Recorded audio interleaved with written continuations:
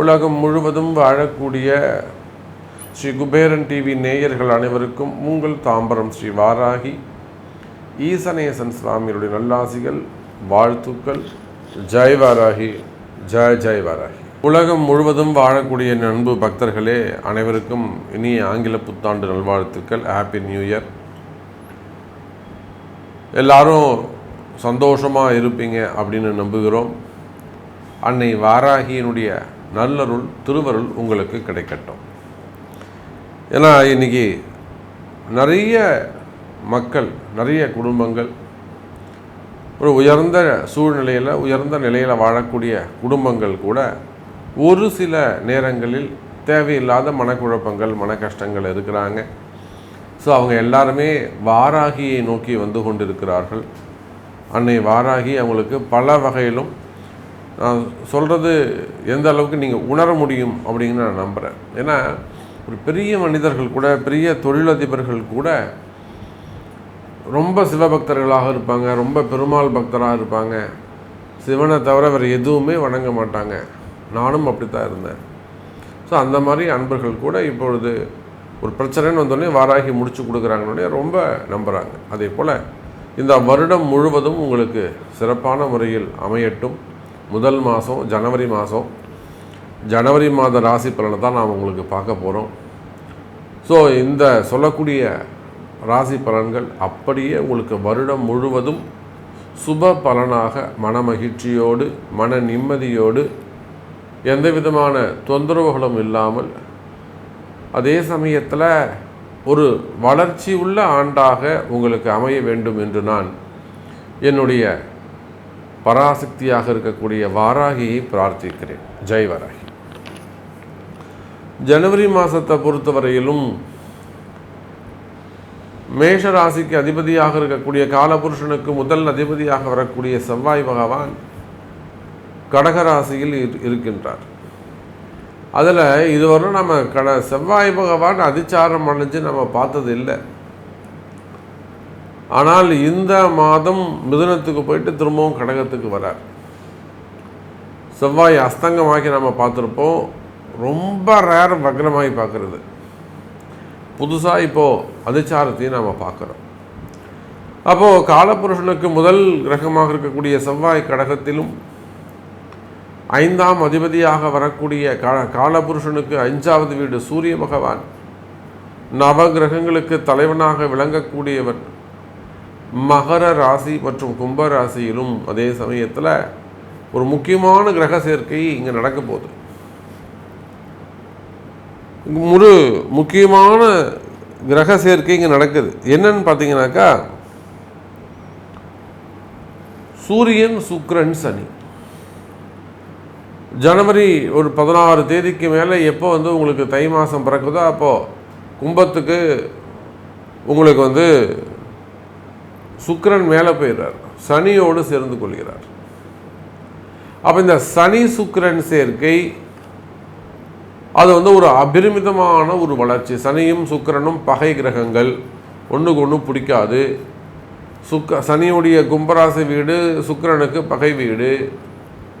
ஆனாலுமே கூட இங்கே அந்த சனி சுக்கிரன் சேர்க்கை, அதே போல் ராகு சுக்கிரன் சேர்க்கை இந்த ஜனவரி மாதத்தில் ஏற்படுகிறது. இதெல்லாம் வச்சு தான் நாம் உங்களுக்கு பலன் சொல்ல போகிறோம். அப்போ அதே போல் ராகுவும் கேதுவும் எப்பொழுதும் போல உங்களுக்கு மீனம் மற்றும் கன்னி ராசியில் அமைந்திருக்கிறார்கள். பொதுவாக இந்த வருடம் முழுவதும் 12 ராசி அன்பர்களுக்கும் மிக சிறப்பான முறையில் வாழ்க்கையில் நீங்கள் நினைத்தது எல்லாம் நினைத்தபடி நடக்கப் போகுது. எத்தனையோ தொந்தரவுகள் அது வாழ்க்கையில் ஏற்படுது. இடர்பாடுகள், போட்டி பொறாமைகள், தொழில் சார்ந்து அல்லது உத்தியோகம் சார்ந்து, வருமானம் சார்ந்து நிறைய போட்டி பொறாமைகள் இருக்குமேயானால் அந்த தொழில் சார்ந்து, வருமானம் சார்ந்து இருக்கக்கூடிய போட்டி பொறாமைகள் எல்லாம் தானாக விலகும். இப்போ எனக்கு கூட ஒரு உதாரணத்துக்கு சொல்கிறேன். எனக்கு ஒரு போட்டி பொறாமை இருக்குது அப்படின்னு வச்சுப்போமே. தொடர்ந்து ஒரு 10 ஆண்டுகளாக அல்லது ஒரு 3 ஆண்டுகளாக எத்தனையோ ஒரு இடர்பாடு ஏற்படுதுனாக்கா அது கால நேரத்தில் ஒப்படைச்சிடும். முடிஞ்சவர்கள் நம்ம அதுக்கு போராடுவோம். போராடிட்டு நான் வெளியில் வந்து அப்படி பார்த்து நிச்சயமாக இந்த பிரச்சனை நம்மளை விட்டு விலகும் அப்படின்னு நான் நினைக்கின்ற பொழுது எனக்கு தெரியாமலே, என்னை அறியாமலேயே என்னை விட்டு அந்த பிரச்சனை விலகிடும். யார் பிரச்சனை பண்ணுறாங்களோ அவங்க விலகி போயிடுவாங்க. யார் பிரச்சனை செய்கிறார்களோ அந்த எதிரியானவர் தானாகவே இடத்த காலி பண்ணிட்டு போயிடுவார். அப்படி ஒரு மிகப்பெரிய வரத்தை அன்னை வாராகி கொடுத்திருக்கிறார். அதே போல் உங்கள் அனைவருக்குமே கூட இப்பொழுது ஏதேனும் அந்த எதிரிகளுடைய தொந்தரவுகள் இருக்குமே, ஆனால் தேவையில்லாமல் அதர்மமாக தங்களை துன்புறுத்துவார்களே, ஆனால் அந்த மாதிரியான பிரச்சனைகள் எல்லாம் தானாக விலகி நிலையான நிம்மதி கிடைக்கக்கூடிய அற்புதமான வருஷமாகவும் இந்த அடுத்து வரக்கூடிய 12 மாதம் உங்களுக்கு அமையப்போகுது. இந்த மாதத்துடைய ஹைலைட்டே பெரிய விஷயம் என்னன்னு கேட்டிங்கனாக்கா, சனி சுக்கிரன் சேர்க்கை, ராகு சுக்கிரன் சேர்க்கை மிகப்பெரிய வரப்பிரசாதமாக அமையப்போகிறது என்பதை தெரிவித்துக்கொண்டு வாருங்கள் அன்பர்களே, ஜனவரி மாத ராசி பலனை பார்த்து விடுவோம். அன்பார்ந்த சிம்ம ராசி அன்பர்களே, சிம்ம ராசி அன்பர்களே, இந்த மாதம் ஜனவரி மாதம் நல்ல யோகமான மாதம், அற்புதமான மாதம். காரணம் என்ன தெரியுமா? உங்களுடைய ராசிநாதன் சூரியன் ராசிக்கு சமசப்தமமாக கும்ப ராசியிலே ஜனவரி ஒரு 14 தேதியிலிருந்து கும்பராசியிலிருந்து சிறப்பான முறையில் அற்புதமான முறையில் இருக்க போகிறார். ராசிநாதன் 6ஆம் இடம் மகரத்திலிருந்து சுக்கிர பகவான் உங்கள் ராசிக்கு 3-10 3-10 சுக்கிரன் 7ஆம் பாவத்திலும் 7ஆம் அதிபதியோடு இணைந்து, அதே போல உங்கள் ராசிக்கு தொழில் ஸ்தானத்தில் 10ஆம் இடத்தில் குரு பகவான் அமைந்து, அந்த குருவுக்கும் 6இல் இருக்கக்கூடிய உங்கள் ராசிநாதன் சூரியனுக்கும் திரிகோண தொடர்பு ஏற்படுகிறது. அப்போது சிம்ம ராசி அன்பர்களுக்கு இந்த மாதம் உங்களுக்கு எதெல்லாம் சிம்ம சொப்பனமாக உள்ளதோ, இதெல்லாம் எந்த மாதிரியான கஷ்டங்கள் எல்லாம் பெரிய சவாலாக உள்ளதோ அந்த கஷ்டங்களை எல்லாம் எதிர்த்து ஜெயிக்கக்கூடிய மாதமாக இந்த மாதம் அமைகிறது. கடகராசி சிம்ம ராசி அன்பர்களே, பாருங்க, உங்க ராசிநாதன் 6ஆம் இடம் எங்க இருக்காருங்க? மகரத்தில் இருக்கார், தை மாதம். அதே போல ராசிக்கு 10ஆம் இடத்தில் இருக்கக்கூடிய குரு உங்க ராசிநாதன் சூரியனோடு பாக்கியஸ்தானமாக 5-9 இணைகிறார். அப்போ என்ன அர்த்தங்க சார்? உங்களுடைய கஷ்டங்கள் எப்பேற்பட்டதாக இருந்தாலும் சரிதான், குரு பார்க்க கோடி நன்மை. என் ராசியை பார்க்கல சார், என் ராசிநாதனை பார்க்குறார் சார். ஆமாங்க, உண்மைதான், 6ஆம் இடத்துல போய் மறைஞ்சிட்டாரு. ஆனாலுமே கூட சூரியன் குரு தொடர்பு ஒரு மிகப்பெரிய அரசாட்சி யோகம். அதுவும் சனி வீட்டில் இருக்கக்கூடிய சூரியன், மகரத்தில் இருக்கக்கூடிய சூரியன், அவருடைய நட்சத்திரமான உத்திராடம் நட்சத்திரம் 3 பாதங்கள் இருக்கக்கூடிய ஒரு ராசி அந்த மகர ராசி. சூரியன் இருக்கும் இடத்தில் சந்திரன் இருக்கிறார். வேறு எங்கேயுமே இந்த சிறப்பு கிடையாது. சந்திரனுடைய ராசி நட்சத்திரங்கள் எங்கே இருக்கு? ரிஷபத்தில் இருக்கு. அங்கே சூரியனுடைய நட்சத்திரம் கிருத்திகை இருக்கும். கடகத்தில் பாருங்க, அல்லது கன்னி ராசியில் பாருங்க, அஸ்தம் உத்திரம். அதே போல மகரத்திலே உத்திராடம் திருவோணம். இங்கெல்லாம் சூரியன் சந்திரன் செவ்வாயுடைய ஆதிக்கம் அதிகமானதாக இருக்கும். சூரியன் சந்திரன் செவ்வாய்.